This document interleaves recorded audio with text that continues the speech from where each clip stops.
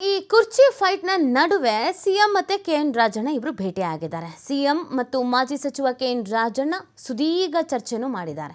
ಕಾವೇರಿ ನಿವಾಸದಲ್ಲಿ ಸಿಎಂ ಭೇಟಿ ಮಾಡಿದ್ದ ರಾಜಣ್ಣ ನಿನ್ನೆ ರಾತ್ರಿ ಸಿಎಂರನ್ನ ಭೇಟಿ ಮಾಡಿದ್ರು ಕೆಎನ್ ರಾಜಣ್ಣ. ಈ ವೇಳೆ ಸುಮಾರು 40 ನಿಮಿಷಗಳ ಕಾಲ ಚರ್ಚೆ ಮಾಡಿದ್ದಾರೆ ಇಬ್ರು ನಾಯಕರು. ಹಾಗಿದ್ರೆ ಇಬ್ರು ನಾಯಕರ ನಡುವೆ ಅಂತದ್ದು ಏನ್ ಚರ್ಚೆ ನಡೆದಿರಬಹುದು ಅನ್ನೋದು ಪ್ರಶ್ನೆ. ಡಿ.ಕೆ. ಶಿವಕುಮಾರ್ ಅವರು ದೆಹಲಿಯಲ್ಲಿದ್ದಾರೆ. ಡಿ.ಕೆ. ಶಿವಕುಮಾರ್ ಅವರು ರಾಜಣ್ಣ ಅದಾದ್ಮೇಲೆ ಅವ್ರು ದೆಹಲಿಗೆ ತೆರಳಿದ್ರು.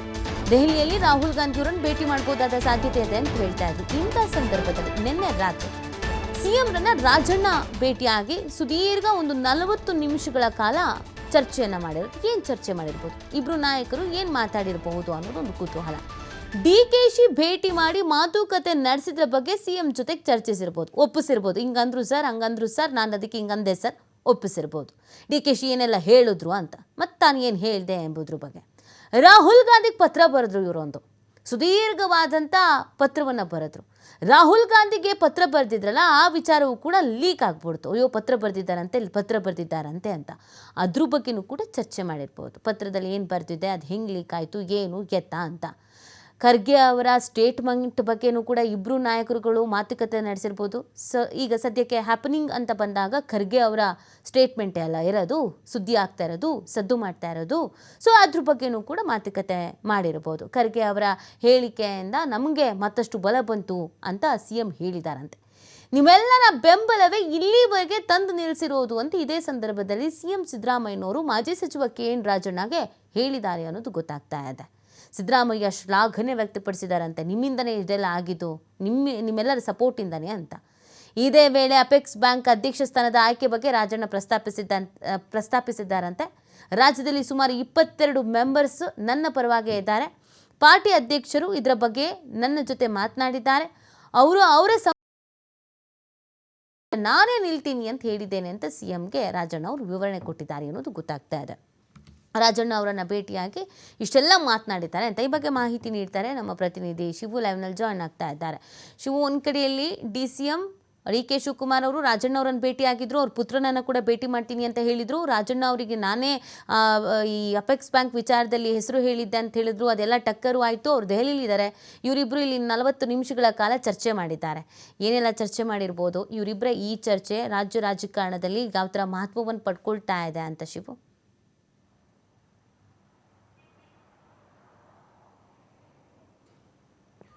ನಿತಿ, ನಿನ್ನೆ ಕೆಎನ್ ರಾಜಣ್ಣ ಅವರು ಸಿದ್ದರಾಮಯ್ಯನವರ ನಿವಾಸ ಕಾವೇರಿಗೆ ಭೇಟಿಯನ್ನು ಕೊಡ್ತಾರೆ. ಸಿದ್ದರಾಮಯ್ಯ ಅವರ ಜೊತೆ ಚರ್ಚೆಯನ್ನು ಮಾಡ್ತಾರೆ. ಸುಮಾರು 40 ನಿಮಿಷಗಳ ಕಾಲ ಅವರ ಜೊತೆ ಮಾತುಕತೆಯನ್ನು ಮಾಡ್ತಾರೆ. ಯಾಕೆಂದರೆ ಕಳೆದ ಶನಿವಾರ ಮತ್ತು ಭಾನುವಾರ 2 ದಿನಗಳ ಕಾಲ ಡಿ.ಸಿ.ಎಂ ಡಿ.ಕೆ. ಶಿವಕುಮಾರ್ ಅವರು ರಾಜಣ್ಣ ಅವರನ್ನು ಭೇಟಿ ಮಾಡಿದರು. ಬೆಂಗಳೂರಿನ ಖಾಸಗಿ ಅಪಾರ್ಟ್ಮೆಂಟ್ನಲ್ಲಿ ಭೇಟಿ ಯಾವಾಗ ಖರ್ಗೆ ಅವರು ಸ್ಥಳೀಯ ಮಟ್ಟದ ಸಮಸ್ಯೆಯನ್ನು ಸ್ಥಳೀಯ ನಾಯಕರೇ ಬಗೆಹರಿಸ್ಕೊಳ್ಬೇಕು ಅನ್ನುವಂಥ ಹೇಳಿಕೆಯನ್ನು ಕೊಟ್ಟರು. ಹಾಗಾಗಿ ಇಲ್ಲಿ ಸಿಎಂ ಆಪ್ತ ಬಳಗದಲ್ಲಿ ಯಾರೆಲ್ಲ ತಮ್ಮ ವಿರುದ್ಧ ಇದ್ದಾರೆ, ವಿರುದ್ಧವಾಗಿ ಮಾತನಾಡ್ತಾ ಇದ್ದಾರೆ, ಅವರನ್ನು ವಿಶ್ವಾಸಕ್ಕೆ ತೆಗೆದುಕೊಂಡ್ರೆ ಮುಂದಿನ ದಿನಗಳಲ್ಲಿ ನನಗೆ ಅವಕಾಶ ಸಿಗಬಹುದು ಅನ್ನುವಂಥ ಕಾರಣಕ್ಕೆ ಡಿ.ಕೆ. ಶಿವಕುಮಾರ್ ಅವರು ರಾಜಣ್ಣ ಅವರನ್ನು ಭೇಟಿ ಮಾಡಿದರು. ಒಂದು ಕಡೆ ಮೊದಲ ದಿನ ಮಾತುಕತೆ ಯಶಸ್ವಿಯಾಗದೇ ಇದ್ದರು. 2ನೇ ದಿನ ಭಾನುವಾರ ಏನು ಭೇಟಿ ಮಾಡಿದರು, ಆಗ ಸ್ವಲ್ಪ ಮಟ್ಟಿಗೆ ರಾಜಣ್ಣ ಅವರು ಕೂಡ ತಣ್ಣಗಾಗಿದ್ರು ಅನ್ನುವಂಥ ಮಾಹಿತಿಗಳಿದೆ ಡಿ.ಕೆ. ಶಿವಕುಮಾರ್ ಅವರ ಮಾತುಕತೆಗೆ. ಯಾಕೆಂದರೆ ಪುತ್ರನ ರಾಜಕೀಯ ಭವಿಷ್ಯ ಮತ್ತು ಪುತ್ರನನ್ನು ಮುಂದಿನ ದಿನಗಳಲ್ಲಿ ಬೆಳೆಸ್ತೇನೆ ಅನ್ನುವಂಥ ಭರವಸೆಗಳನ್ನು ಕೊಡುವ ಮೂಲಕ ರಾಜಣ್ಣ ಅವರನ್ನು ಎಲ್ಲೋ ಒಂದು ಕಡೆ ಸೆಳೆಯುವಂಥ ಒಂದು ಪ್ರಯತ್ನವನ್ನು ಅವತ್ತು ಡಿ.ಕೆ. ಶಿವಕುಮಾರ್ ಅವರು ಮಾಡಿದರು.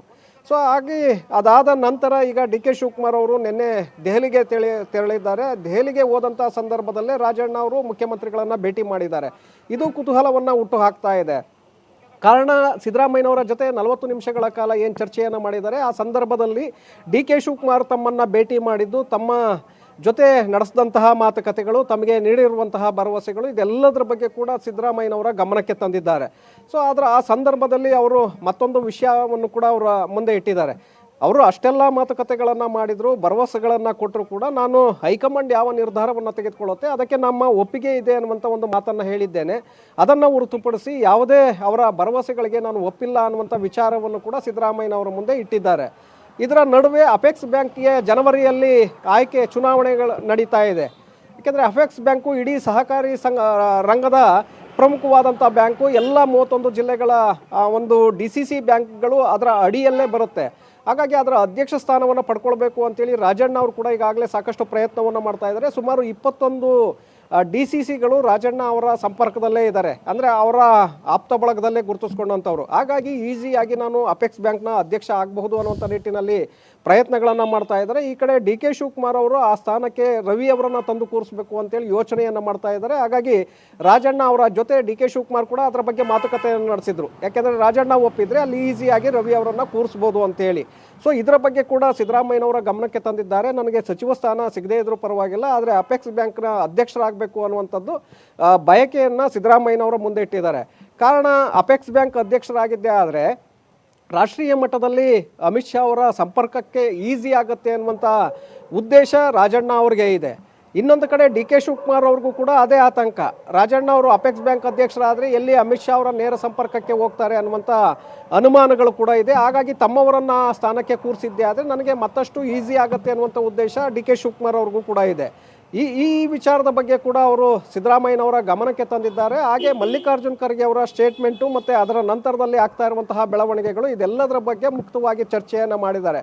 ಅಂತಿಮವಾಗಿ ಖರ್ಗೆ ಅವರ ಸ್ಟೇಟ್ಮೆಂಟ್ನಿಂದ ತಮ್ಮ ಕುರ್ಚಿ ಕೂಡ ಉಳಿತಾ ಇದೆ ಅನ್ನುವಂಥ ಒಂದು ನಿಟ್ಟಿನಲ್ಲಿ ಅವರು ಇಬ್ಬರು ಕೂಡ ಮಾತುಕತೆಯನ್ನು ನಡೆಸಿದ್ದಾರೆ ಅನ್ನುವಂಥ ಮಾಹಿತಿಗಳು ಕೂಡ ಸಿಗ್ತಾ ಇದೆ. ಹಾಗಾಗಿ ರಾಜಣ್ಣ ಅವರ ಒಂದು CM ಅವರ ಜೊತೆ ನಡೆದಿರುವಂಥ ಒಂದು ಮಾತುಕತೆ ಮತ್ತು ಮೈಸೂರಿನಲ್ಲಿ ಅಹಿಂದ ಸಮಾವೇಶ ಇದೆಲ್ಲದಕ್ಕೂ ಕೂಡ ಒಂದು ರೀತಿ ಮುಂದಿನ ದಿನಗಳಲ್ಲಿ ಮತ್ತಷ್ಟು ರಾಜಕೀಯ ಬೆಳವಣಿಗೆಗಳು ಆಗಬಹುದು ಅನ್ನುವಂಥ ನಿಟ್ಟಿನಲ್ಲಿ ಸೂಚನೆಯನ್ನು ಕೊಡ್ತಾ ಇದೆ ನೀತಿ.